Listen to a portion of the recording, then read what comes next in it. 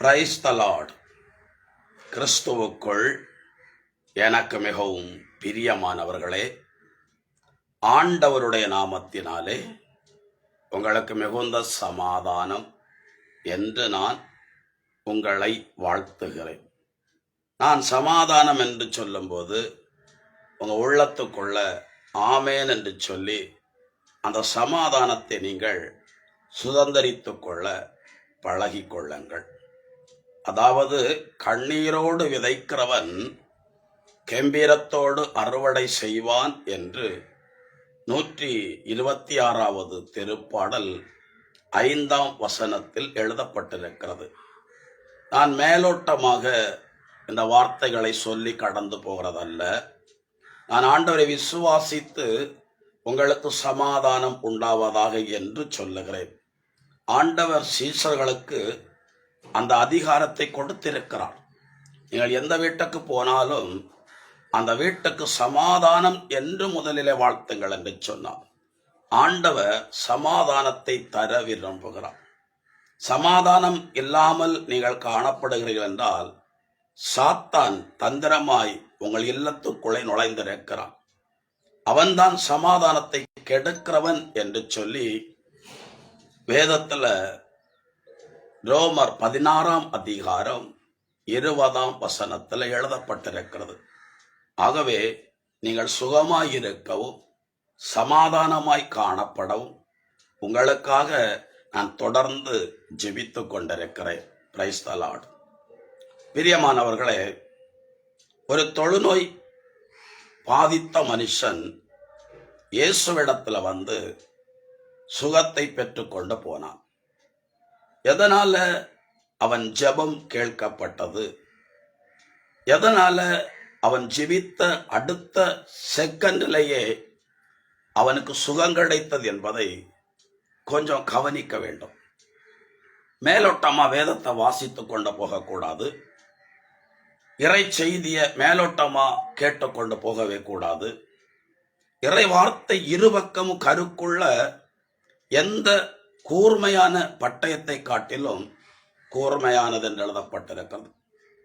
இறை வார்த்தையை அனுப்பிதான் ஆண்டவர் வியாதிஸ்தர்களை குணமாக்கினார், அழிவிலிருந்து அவளை பாதுகாத்தார். ஆகவே ஜீவன் தருகிற இறை வார்த்தையை விருப்பத்தோடும் அதே நேரம் கருத்தோடும் வாசிக்க வேண்டும். பிரியமானவர்களே, நான் இன்றைக்கு உங்களுக்கு சொல்லுகிற சத்தியம், இயேசு மலையில திரளான ஜனங்கள் மத்தியில விண்ணரசை குறித்து பிரசங்கித்துக் கொண்டிருந்தார்.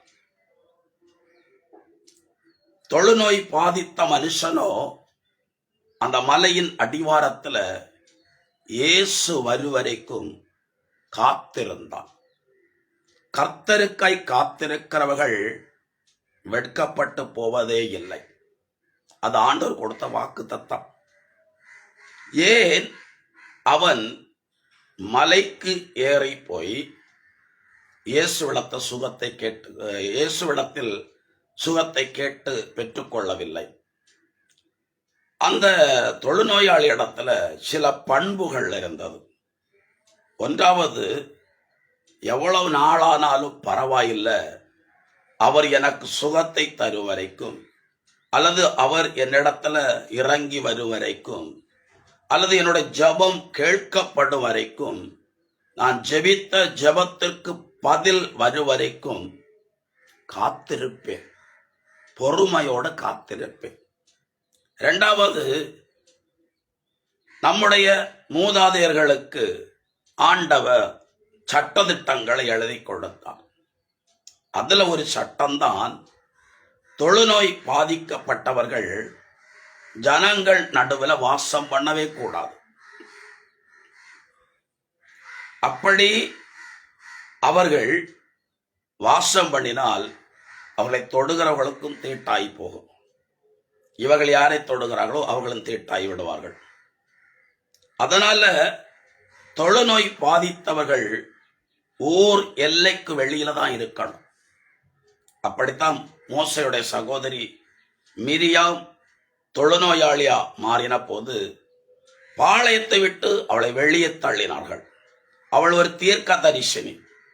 அப்படி இருந்தும் மோசையோட சொந்த சகோதரி. அப்படி இருந்தும் ஆண்டவராகிய தேவன் அவளை பாளையத்தை விட்டு புறம்பே தள்ளுங்கள் என்று சொன்னார். பிரியமானவர்களே, அந்த தொழுநோய் பாதித்த மனுஷன் ஒன்றாவது தெய்வ பயமுள்ள மனுஷன். அதனால தான் அவன் சட்ட திட்டங்களின்படி நடந்து ஆண்டவரிடத்திலிருந்து அற்புதத்தை பெற்றுக்கொள்ள வேண்டும் என்று அவன் பிரயாசப்பட்டான். ஒரு முறை சபையில் நான் ஏற்கனவே பல முறை சொல்லி இருக்கிறேன். ஒரு தாய் தன் வாலிப மகளை ஜெபிப்பதற்காகவும் அவளுக்கு ஒரு நல்ல கவுன்சிலிங் ஆலோசனை கொடுப்பதற்காகவும் கொண்டு வந்தார்கள். நான் அப்போது ஆலயத்துக்குள்ளே நின்று கொண்டிருந்தேன். என்னிடத்தில் கேட்டார்கள், அவளுக்கு கவுன்சிலிங் கொடுக்கணும். நான் சொன்னேன், கொஞ்சம் காத்திருங்கள். ஏற்கனவே ஒரு குடும்பம் வந்து கவுன்சிலிங் எடுத்து கொண்டிருக்கிறார்கள். அவர்களுக்கு முடிந்ததும் உங்களை நான் அனுப்பி வைக்கிறேன் என்று சொன்னேன். அவங்க என்ன சொன்னாங்க தெரியுமா? அப்படியெல்லாம் என்னால் வெயிட் பண்ண முடியாது. அந்த கவுன்சிலிங் எடுத்து கொண்டிருக்கிற அவங்கள கொஞ்சம் மாற்றி வைத்து விட்டு என்னுடைய மகளுக்கு கவுன்சிலிங் கொடுக்க சொல்லுங்க. என் மகளுக்கு முடிந்த பிறகு அவங்கள தொடர சொல்லுங்க அப்படின்னாங்க. நான் சொன்னேன், இது எந்த விதத்தில் நியாயம்? அவங்களுக்கும் உங்களை போல ஏதோ ஒரு பிரச்சனை. அந்த பிரச்சனையை தீர்ப்பதற்கான ஆலோசனைக்காக தான் அவங்களும் வந்திருக்கிறாங்க. அந்த இடத்துல கொஞ்சம் நீங்க வெயிட் பண்ணுங்க, வேற ஒரு ஆளுக்கு கொடுத்ததுக்கு அப்புறம் உங்களுக்கு தருகிறோம் என்று என்ன எப்படி சொல்வது? அந்த அம்மா சொன்னாங்க, எனக்கு பொறுத்திருக்கவோ காத்திருக்கவோ டைம் இல்லை, நீங்க கொடுக்கறதா இருந்தா கொடுங்க, இல்லைன்னா நான் போறேன் அப்படின்னாங்க. நான் சொன்னேன், பரவாயில்ல, பிரச்சனை உங்களுக்கு தான் விடுதலை தேவை, நீங்க தான் காத்திருக்கணும். அதை விட்டுட்டு எங்களை நீங்க கட்டாயப்படுத்துவது நியாயம் இல்லை. அந்த குடும்பத்துக்கு ஆலோசனை கொடுத்து முடித்த பிறகுதான் உங்கள் மகளுக்கு கொடுக்க முடியும்.